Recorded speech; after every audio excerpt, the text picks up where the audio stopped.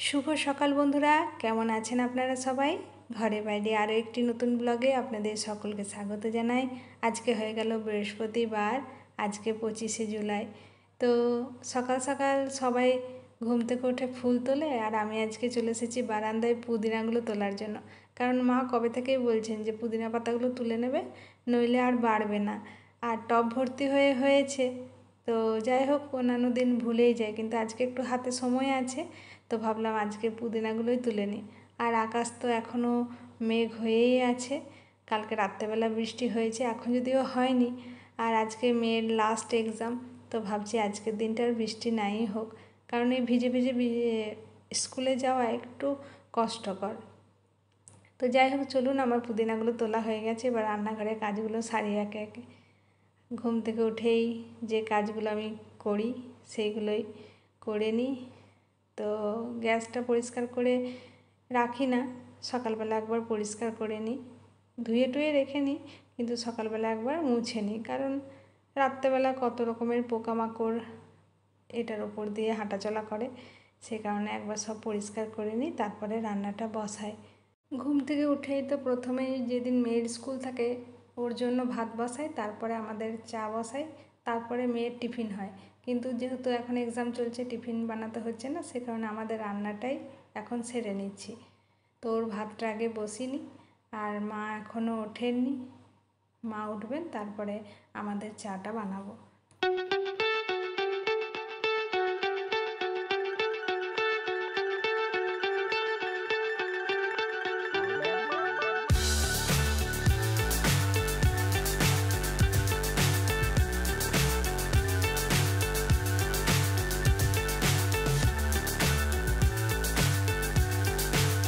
ভাতটা তো বসিয়ে দিলাম, এবার সবজিটা আগে কুটে নিই। মা এই সবে মাত্র উঠলেন, তো এখন ফ্রেশ হবেন, তারপরে চাটা বসাবো। আর আজকে একটু কাঁচা কুমড়ো আলু দিয়ে তরকারি বানাবো।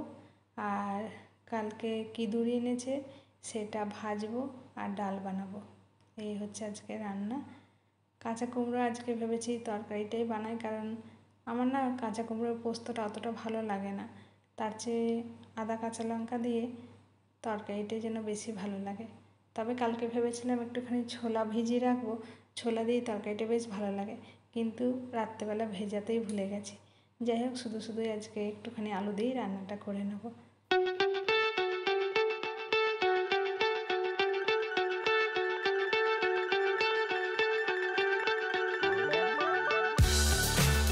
তো চলুন, ভাতটা আমার হয়ে গেল, এবার তরকারিটা বসিয়ে নিই, আর ওপাশে চাটাও আমাদের বসিয়ে দিই।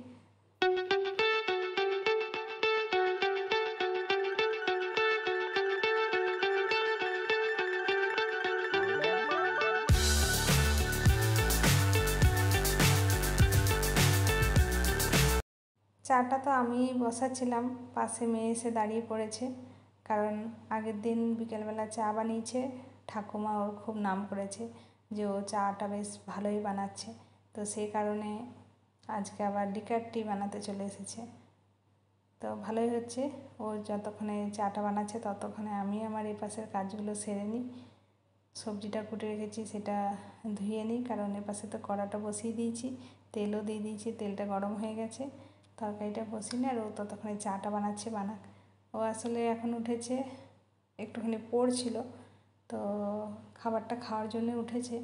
একেবারে খাবার খেয়ে আজকে আর স্নান করবে না, আজকে বললো একেবারে স্কুল থেকে এসেই স্নান করব।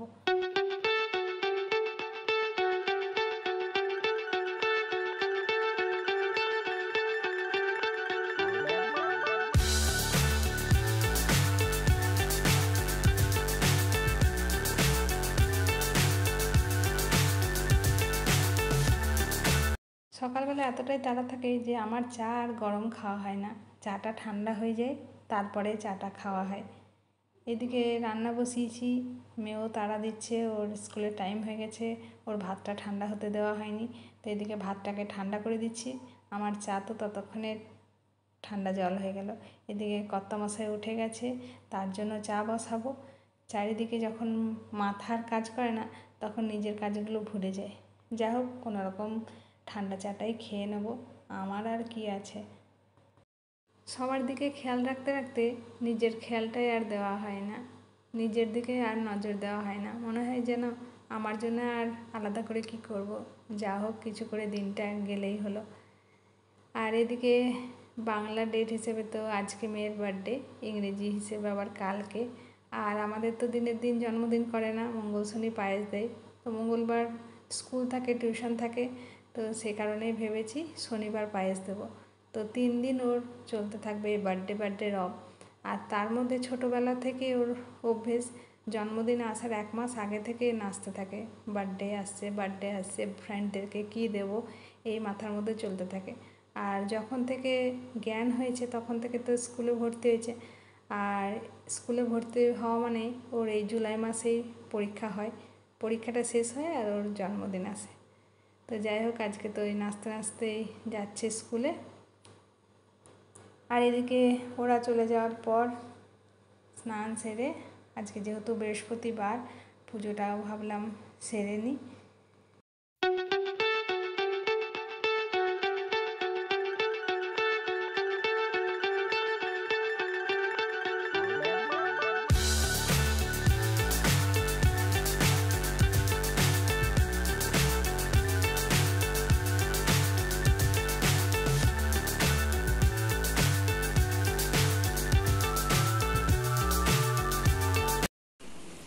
কেমন লাগছে? আজকে এক্সাম শেষ, বার্থডে, তারপর আবার কেমিস্ট্রি পরীক্ষা। তো আগে বল, কেমিস্ট্রি পরীক্ষাটা কেমন হয়েছে? মানে সারপ্রাইজ? কি সারপ্রাইজ? তুই তো আমাকে দিবি, সারপ্রাইজ তো আমার পাওয়ার কথা। তোকে এত বড় করলাম, দেবি তো? তাহলে আবার এখন ঘড়িতে হয়ে গেছে 1:15, লাঞ্চ নিয়ে বসে পড়েছি। এখন বেরিয়ে গেছি মেয়েকে টিউশনে দিতে যাওয়ার জন্য।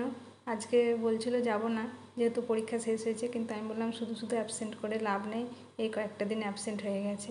আর ও বলছিল আসবো না, এদিকে এসে দেখি ম্যাম আজকে পড়াচ্ছেন না।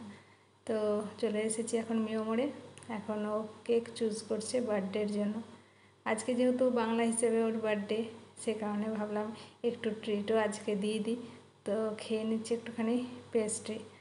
আর আমার কি, আমার তো সেই ফুচকা খেতে ভালো লাগে, তো একটুখানি দুজনে মিলে আবার ফুচকা খাওয়ার জন্য চলে এসেছি। ফুচকা খেয়ে এখন চলে যাব বাড়ি।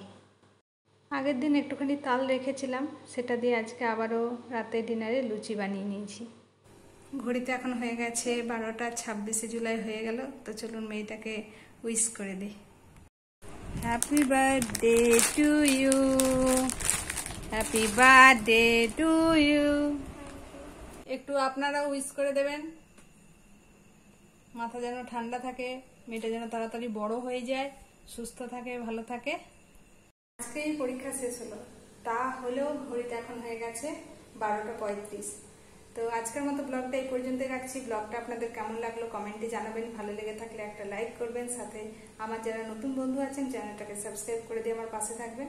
আবারও খুব শীঘ্রই ফিরে আসবো নতুন একটা ব্লগ নিয়ে। আপনারা সবাই সুস্থ থাকুন, ভালো থাকুন, সাবধানে থাকুন।